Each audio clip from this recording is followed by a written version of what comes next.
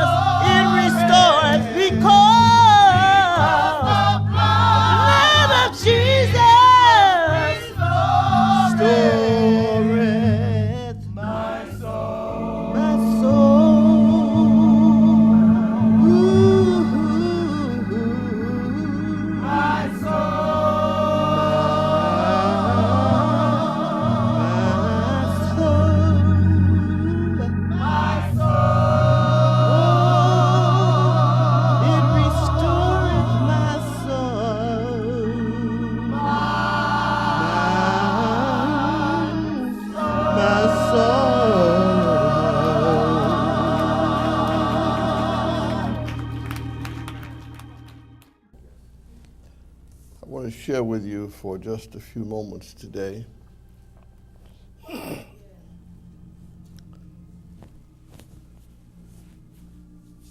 from the Epistle to the Hebrews. And you've heard the text read from the NIV, but I'd like to, as I usually do, read from the Message. Therefore, since the promise to enter his rest remains, let us beware that none of you be found to have fallen short.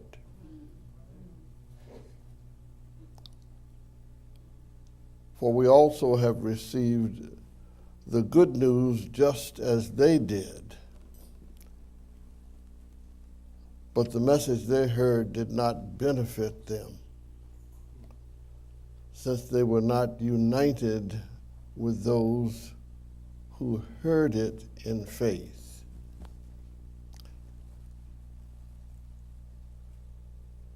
For we who have believed enter the rest, in keeping with what he has said.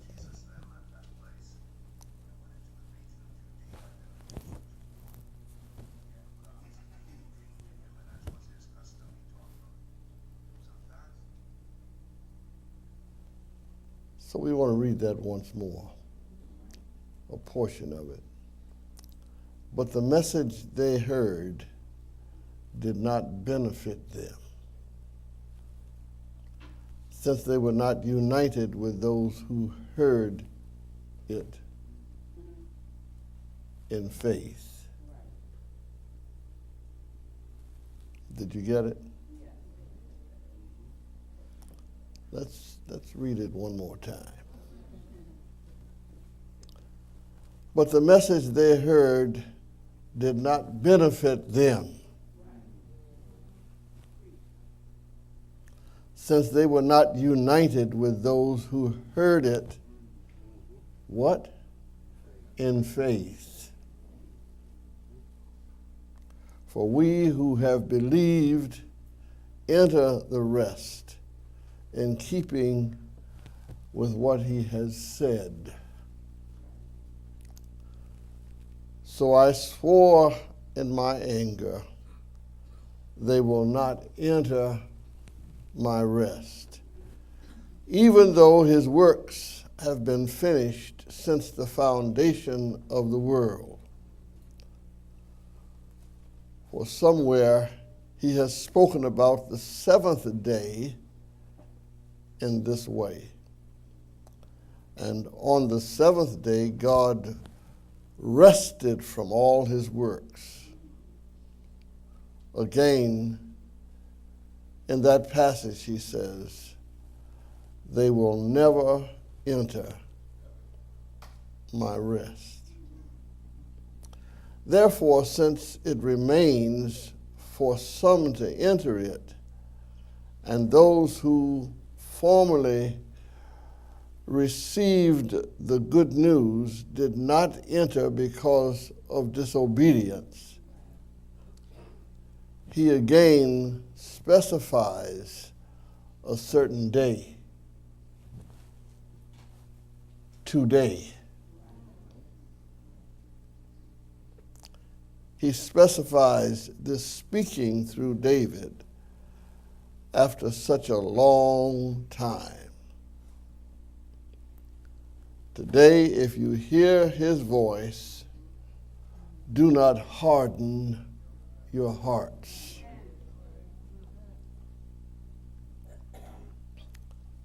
For if Joshua had given them rest, God would not have spoken later about another day. Therefore, a Sabbath rest remains for God's people. For the person who has entered his rest has rested from his own works, just as God did from him. Let us then make every effort to enter the rest, so that no one will fall into the same pattern of disobedience. For the word of God is living and effective and sharper than any double-edged sword, penetrating as far as the separation of soul and spirit, joints and marrow. It is able to judge the thoughts and intentions of the heart. No creature is hidden from him, but all things are naked and exposed to the eyes of him to whom we must give an account. Therefore, since we have a great high priest who has passed through the heavens, Jesus, the Son of God, let us hold fast to our confession. For we do not have a high priest who is unable to sympathize with our weaknesses, but one who has been tempted in every way as we are, yet without sin. Therefore, let us approach the throne of grace with boldness, so that we may receive mercy and find grace to help us in time of need. Well, I want to address this chapter here and there, not totally, but I want to address it. And hopefully today, together,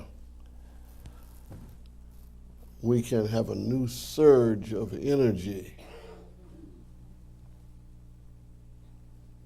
as it relates to our responding to what God has already set in place for you and I, which calls for a response.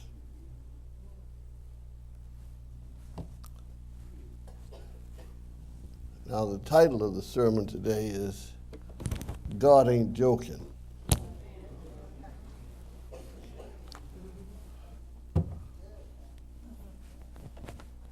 And it springs from an exchange that my brother and I often had with my mother in our household.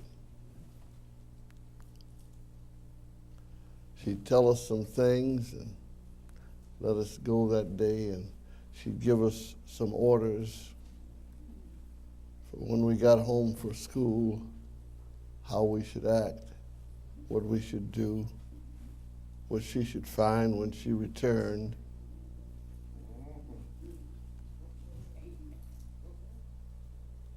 And then that day would go by, and Earl and I would be there when she got home. She'd go through the house, and she'd ask questions of us concerning the instruction that she had given early in the day. And I remember very well, as if she's saying it right now, we'd give our little answers, and she'd look us dead in the eye and say, "Come on now, boy, I ain't joking."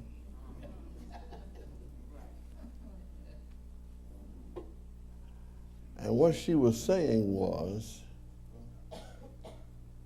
she wanted a truthful answer to the questions that she was asking, with the understanding that when we did not respond truthfully, there was a consequence. Look at the text. The day you hear my voice, harden not your heart. Don't go around and ask everybody, what's to him? What has he done? Where is he trying to go? Where is he trying to take me? That's not my role. My role is to live so I can tell you what he's done for me.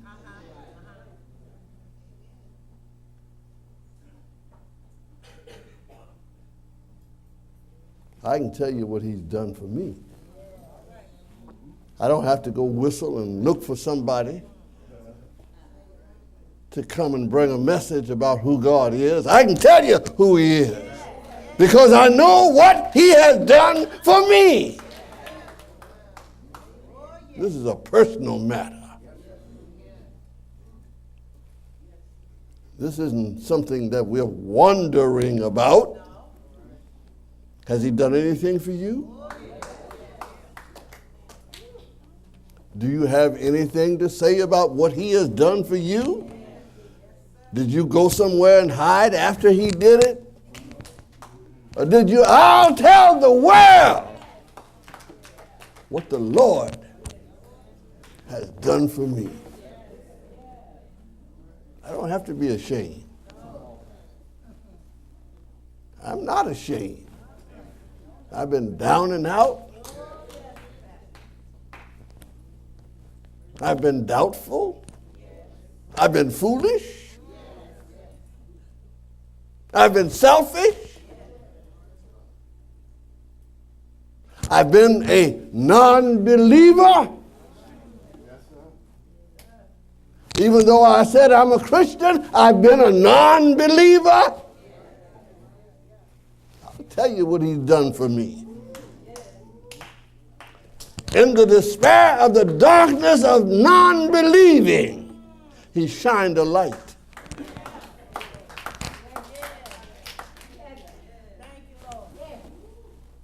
And I don't have to worry anymore because I know he is in control.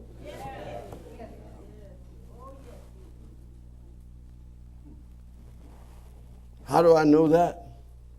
For the Lord's word is living and active. It's very simple. You see me sitting here? That's God's work.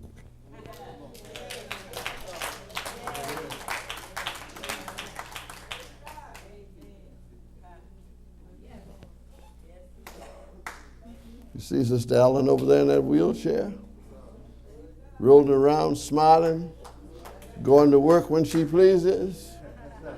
That's God's work.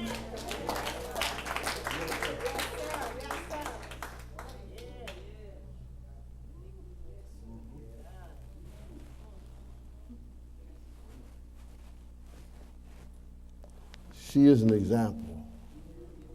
You are an example if you have faith in God,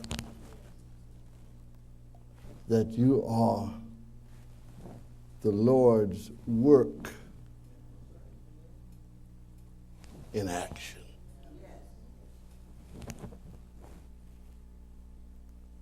What are you doing scrambling around looking for somebody else to solve your problem?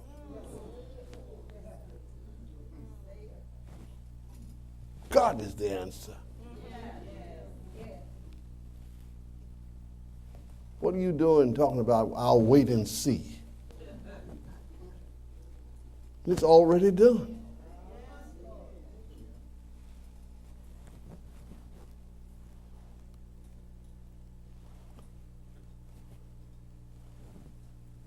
So a central point of the message is, why are we waiting to have faith in God?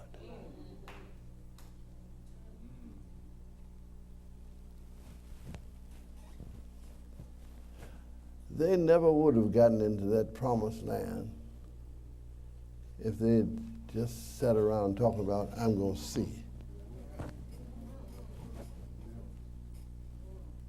I'm going to see.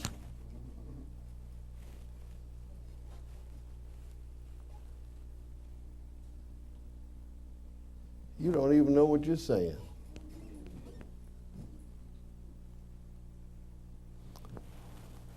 Because if you use that statement, I'm going to see,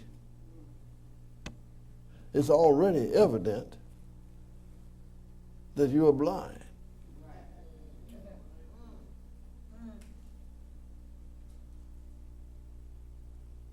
That you don't know God as you ought to.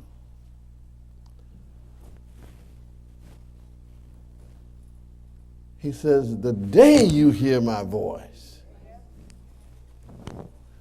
and I'm going to be through. This is the day that the Lord has made. And we ought to rejoice and be glad in it.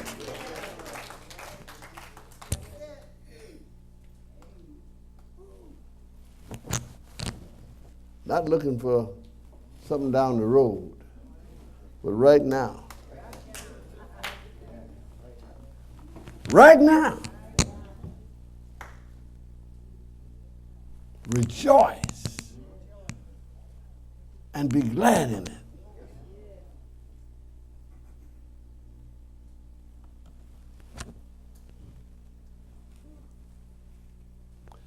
We do not have the power to earn or own anything on our own.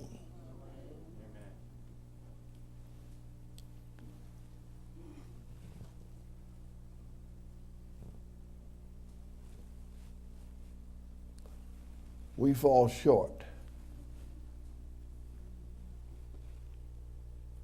God is eternal.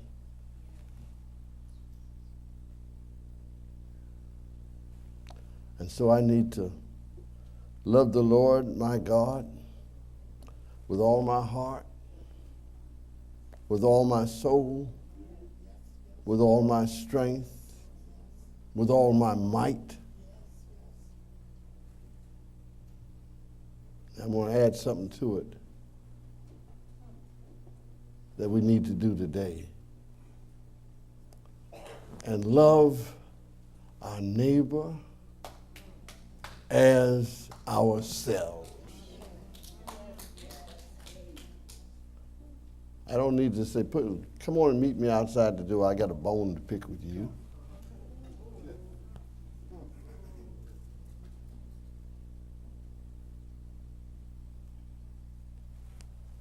I don't need to pick no bone. I can just talk to you and tell you I love you, give you a hug, and say, let's get together in faith and understanding.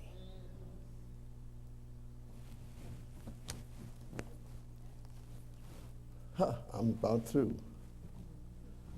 But I have to put this in every time I see you. God never fails.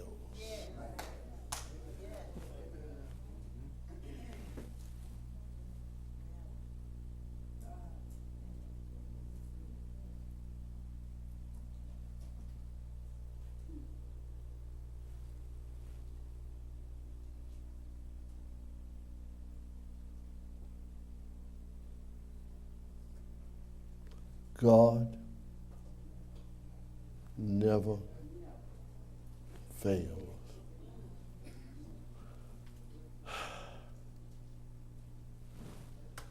If he did, I couldn't close this book today.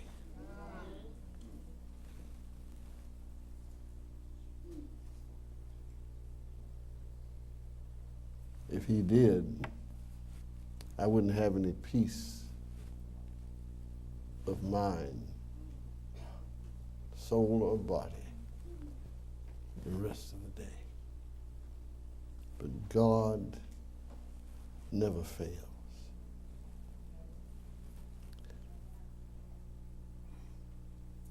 Now, I don't have that in any note up here. You want to know where I have it? In my heart. It got there through my living.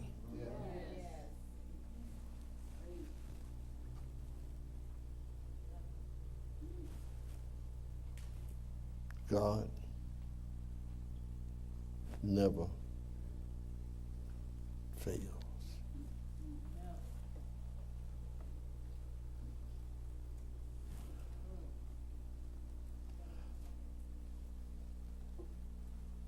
The day you hear my voice, harden not your heart.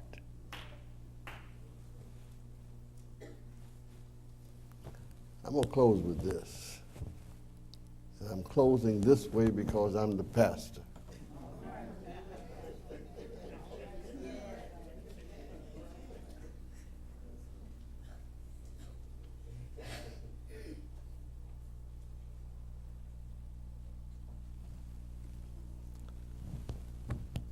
don't go off believing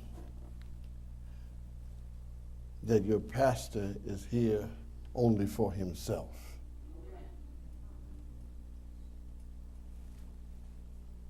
I'm here for God. And because I'm here for him, I'm here for you. And he will take care of me.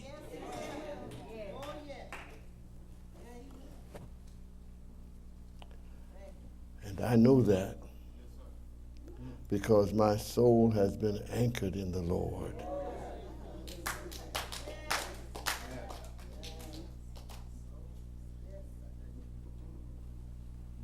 It didn't just happen yesterday.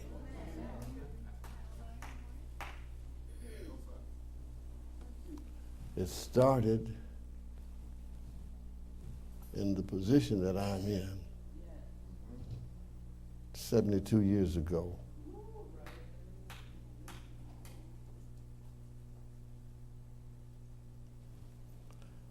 And I can go home and lay down and close my eyes and know that the Lord is going to take care of it.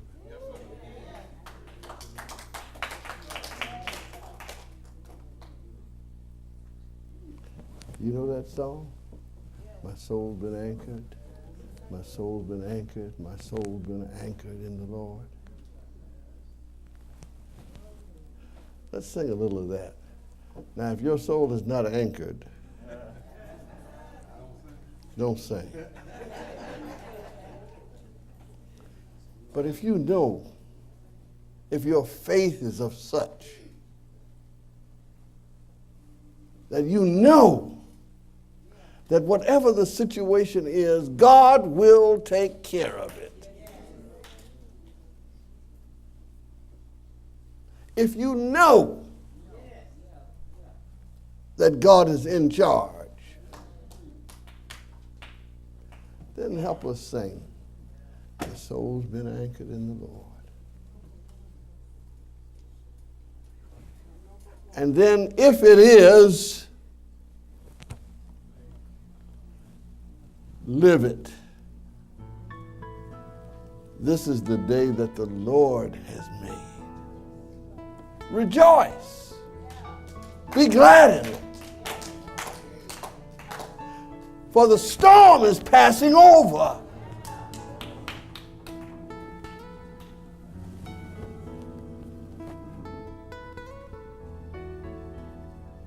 And we will be whole.